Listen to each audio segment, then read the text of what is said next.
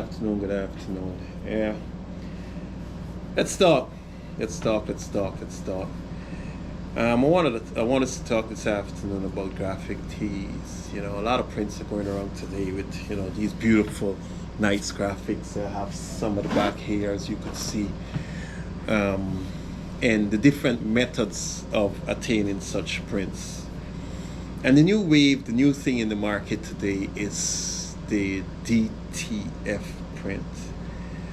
Most of us who have been printing t-shirts for over the years, we've been, before all of this new technology of DTF and DTG, before the advent of such, we're accustomed doing stuff on screen printing, where we separate our colors, we do spot colors, half tones, whatever, to attain beautiful image, which we still do. It's just that the process, it's a bit longer, but if you're a real printer, you will never ever drop your screen printing. The quality of work that you could put out and the control, you have a lot of control over doing such. But today let's speak about DTF compared to DTG and also screen printing, the good and the bad of both. Yeah, let's speak about that, advantages and disadvantages. DTF print, yes, we're able to get good quality of print come out from that. When I say it's a good image. When it comes to, let's say, for example, let's say prints of words or small prints, pretty small prints, or just fonts, yes, DTF is the thing for that. But when it comes to things like larger images like our big graphic tees, from my opinion, I don't like DTF on that, because what happens, remember, this large image, let me show you an example of that. This large image here, and I'm sure you could hear, listen to this. That is like feeding plastic. All right, I'm gonna show a print like this that I have on here. This here is DTG, and we could still get the same quality of print on a screen print, and if we screen print this, but the cost is where it matters. On screen print it's much cheaper, but it's a longer time. On DTG it is much shorter, but the cost is more for ink, etc. So yeah, but when it comes to small prints for the DTF, sorry, it's beautiful. Left chest print, this here, these little prints, yeah, beautiful. It works beautiful on t-shirts. You don't have this heavy feel on your chest. Let's say you're competing and we want to use one of these tank tops, which is dry fit tank tops, right? And you put a large print on that, and when you start to sweat or perspire, I'm sorry, this thing is gonna stick to you. It's gonna stick to you. So we have our advantages and disadvantages of such. There's one other thing. I've tested this, and I've used a mixture of screen print and DTF. And the reason why I did that, this shirt here, if you look, you see these 3 stripes here and the little star. This is DTF. This here, the respect, this is 2 colors.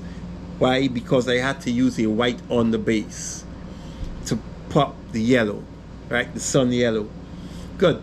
But then if I had to use this here, I save 2 other screens just for this little strike here. So what I decided to do was a mixture of the screen print. So I did the screen print first. Then I took the DTF image and I heat pressed it onto the shirt. So you have a very small piece of DTF, which, and you could look at this, you will think that the entire shirt is either DTF, DTG, or screen printed. But you cannot tell that I use both. And when it comes to cost, it was very, very minimal. It was even, as I will say, cheaper than doing the entire thing DTG or DTF. This tank top here, this is a medium, I will call this a medium DTF image, right? And this is beautiful for this here. It gives you a good feel when you wear it. It gives you a very good feel. So that is what I'm talking about. It's, you know, the use of these things. We should know when to apply such print if you have this, if you have that option in your shop. And the most important thing is selling it to the customer. The customer might say, oh, but with the print quality on the DTF, it's so crisp and beautiful, and you know, it's a nice large print. I'm gonna say yes, but let me tie you with a piece of shrink wrap. That is what you're gonna be wearing, right? You have time and place for that. To do it on a DTG is the best thing to do, because your little ink droplets, right, which drop to make these colors and put these colors and form these colors together. There's the little droplets that comes out there. So depending on quantity and type of shirts, yeah, my preference with large graphic tees, again, depending on quantity, I'll go for the DTG. It's a very much softer feel. It's a better wear.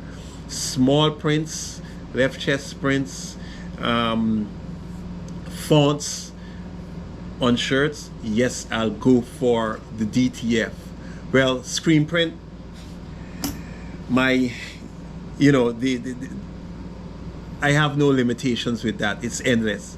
I could do anything with screen print. I advise people, if you're doing 100 shirts, 4 colors, 5 colors, you could hit that out quick with the screen print. With the DTF, the process of doing your image, powdering your image, iron on your image, all of that got to be taken into consideration. And the DTF, it's a much slower process to print your images on the DTF.